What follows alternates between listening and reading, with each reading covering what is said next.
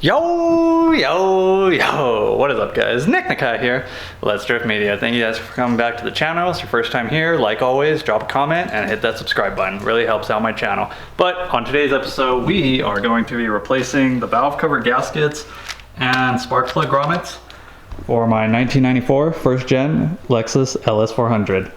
So if you guys have been following the channel, you saw I bought this car not too long ago. And I already did the rack and pinion, so really the only thing wrong with it is the valve cover right now. So let's see if I could show you guys in there. Let's see, we got some leakage right there, pretty much on both sides. Dealership that I got it from, they just power washed it. So I figured, you know what, let's just go ahead and fix this bad boy up. So really not too many steps to this vehicle. The passenger side is a little bit more difficult because you can see we're gonna have to remove all this intake, possibly the throttle body, to get access to the valve covers. But the driver's side is fairly simple. You can see it right here. It's really just some plastic trim panels and all the bolts holding it on, and this one will pop right out. But the passenger side is gonna suck a little bit just because we got the wire harness back there too, so hopefully we can get it out no problem. I'm gonna go ahead and start by removing this intake right here, these plastic covers. Should be very careful. They get very brittle, and if your car still has them, you want to keep them on there. So just go ahead and start taking off a bunch of 10s, get the covers off, or at least the plastic trim, and we'll go from there.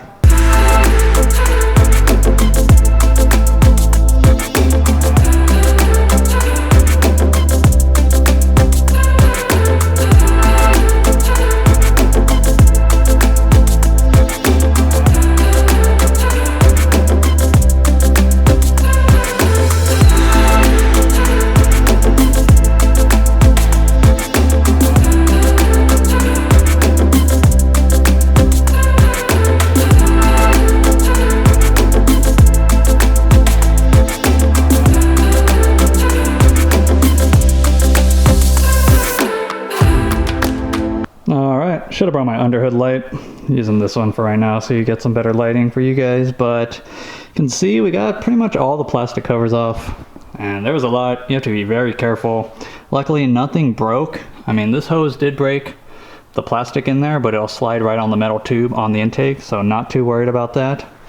And next what I'm going to go ahead and do is pull out this spark plugs, or spark plug wires I should say.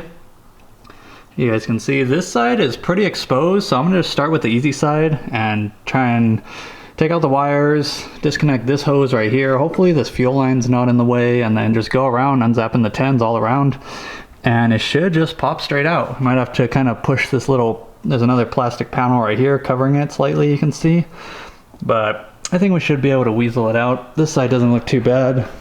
It's this other side I'm worried about. That's probably going to be a little bit more pain in the butt. So hopefully we can get past that wire harness. Hopefully we can just move it out of the way. And I think we might have to remove the throttle body. Doesn't look like it's going to come out because it has this coolant hose running right on the bottom. So, or PCV valve I mean. So whatever, let's get started.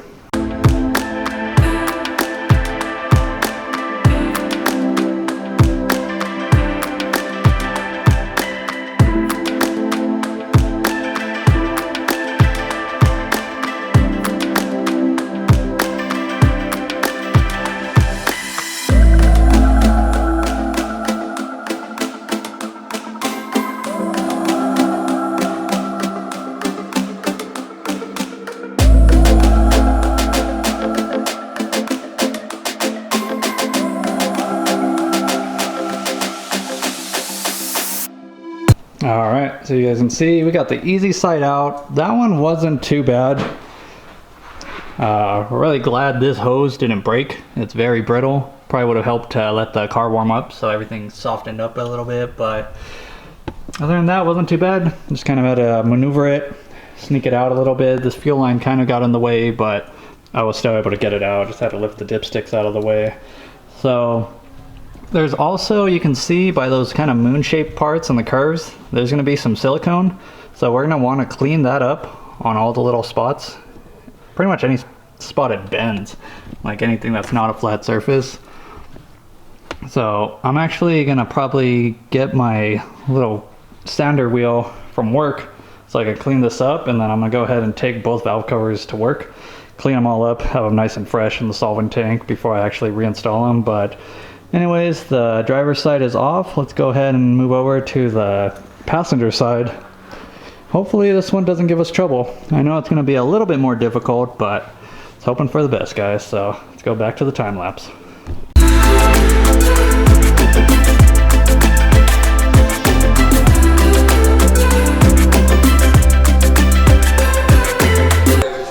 Alright, well there's one last bolt underneath the throttle body. I was hoping I wouldn't have to take it off, but it's literally like right behind this hose, and I can't remove this hose with this throttle body right here, so I'm just gonna bite the bullet and go ahead and remove the throttle body. There's 4 12 millimeters, 2 on top, 2 on the bottom, a couple of vacuum lines, connectors, the cruise control wire, the throttle wire, and I'm gonna try and leave the coolant lines connected, that way I don't have to mess with them. So let's see if we get lucky.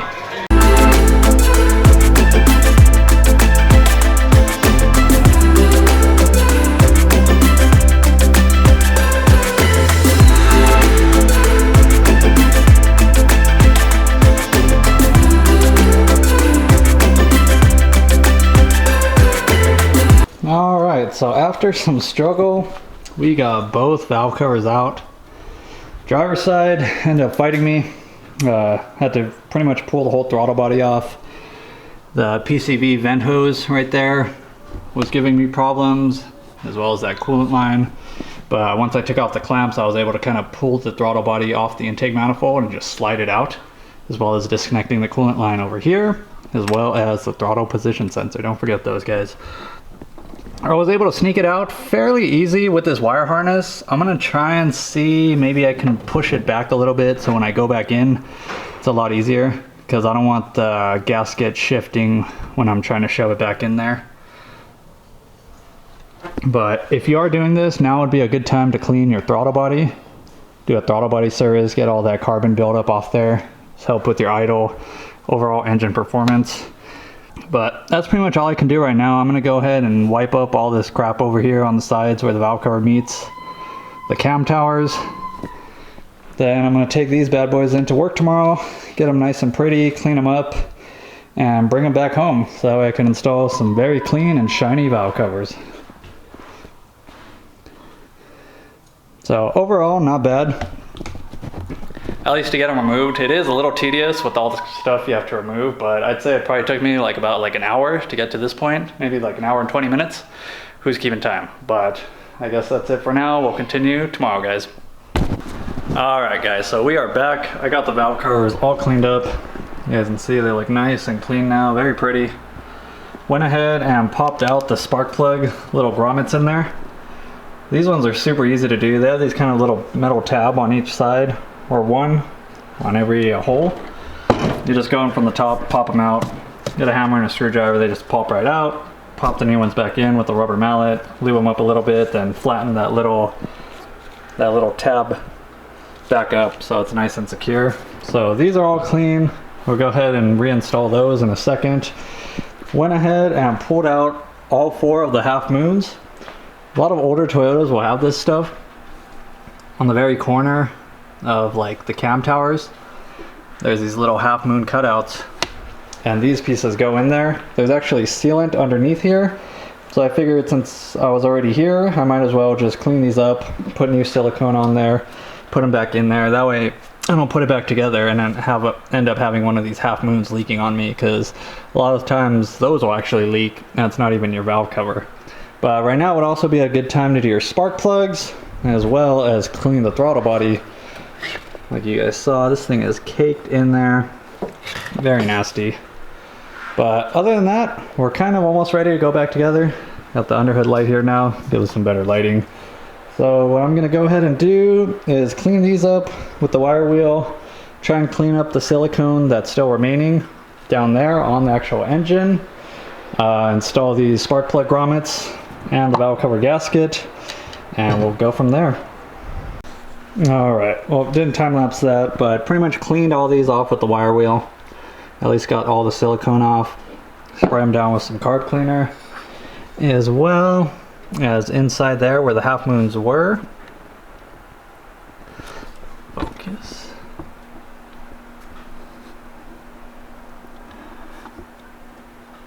Now down in there as well, over these half little humps on both sides of the intake cams, there's going to be some more silicone there. You're going to want to clean that off. I wasn't able to get the air tool in there, so I kind of had to do it by hand with a little bit of a razor blade and a pocket screwdriver. But we're looking pretty good. Went ahead and wiped down the entire surface where the valve cover is going to mate to with the rag soaked in some decarb, throttle body decarb cleaner. So let's go ahead and pop in the new grommets into the valve cover right here, and then we're going to pop the seal in, and then we're going to start putting the valve cover back in. Oh, but before that, I'm going to get some silicone, just kind of goop it around this bottom part where it goes in there. They're all the same. It doesn't really matter if you put it forward or backward. I just keep them in the same order, put the same side facing in. But we're just going to goop this inside and go back over here to our spots, shove it in there, try and get it as flat as possible, because you'll see it'll kind of sit like however you want it. So you just kind of want to level it out so it's even with it. But once we put the valve cover on there, it'll level itself out, so I'm not too worried about it.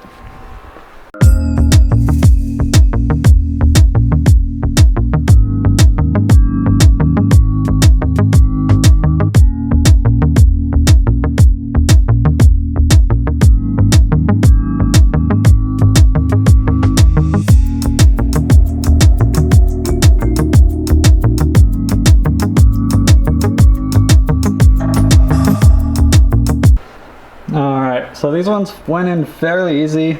You saw how to kind of smack them in a little bit. I was honestly able to do most of them by hand and then just flatten the metal tab in the back. Make sure you remember which way they came out so you can put them back in the correct way.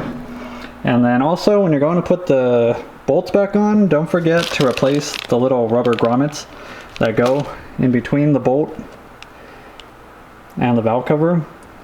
Just go ahead and replace those so that way you're not putting your old junky crusted bolt washers back on. So now that we got this one on, I'm going to go ahead and feed the valve cover in there and then start on the driver's side. I did not do the half moons on the passenger side yet because I was going to just wait till I get this one on, since the fit might dry too soon and I want to make sure they're not sitting cockeyed or anything before it dries. So.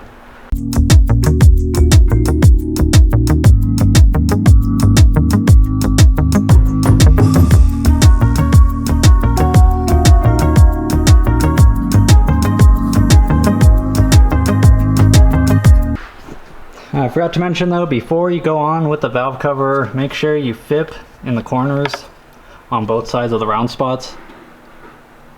And if you want, you could even kind of smear some over this whole part. I sometimes will do that just for more peace of mind, because those are the spots right here on the valve cover that will leak if you don't put any silicone on there, or FIPG as we call it. So I'm gonna go ahead and put that on the engine and then try and maneuver this valve cover back in.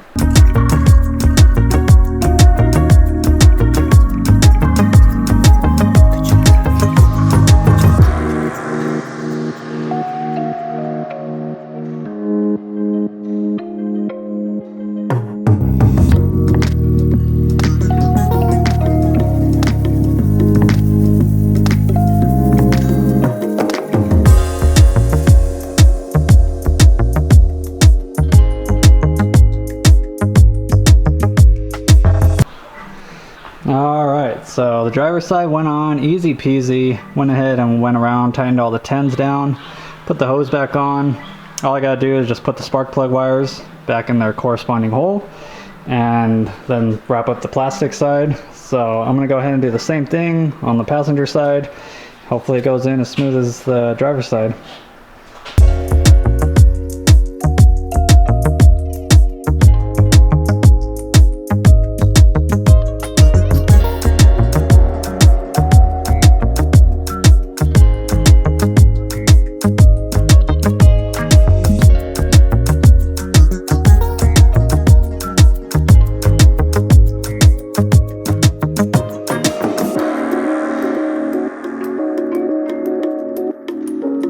Alright, so we got both valve covers on now. Pretty much the easy part. Just slap all the plastic trim together, put the throttle body back on. I still gotta clean that before I put it back on. But yeah, pretty much just put all the trim pieces back on, spark plug wires back to where they go. Just a lot of plastic trim, hoses, vacuum hoses, stuff like that. Take your time. There's actually quite a lot to this. You don't want to forget anything, start it up and have it be like misfiring or have a fat vacuum leak, something like that. So I'm gonna clean that throttle body and then I'll just end it with a time lapse of me basically reassembling the engine bay.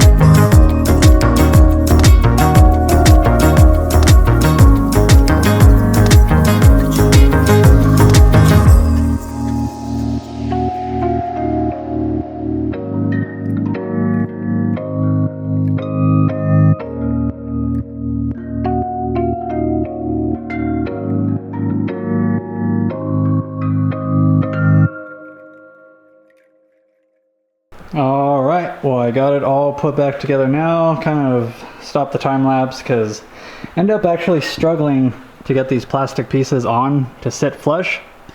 Really wanted to take my time because I didn't want to risk breaking these panels like I've done in my previous build. So really just took my time trying to get these panels sitting correctly, and ended up one of the bolts was like hitting the spark plug wire, so I kind of had to like rearrange them so that way the panel could sit flush, and then I ran the bolts in. One tip of advice though, all of these plastic ones, be careful running the bolt in. You just want to give it a light tap. You don't want to hammer down on it because that's how you also break panels. But other than that, everything was good. Everything's back together now. Everything's connected. I went ahead and did like a double take to verify that I didn't leave any connectors or hose clamps off, anything like that. So now the only test is to start the car and verify that we have no further leaks.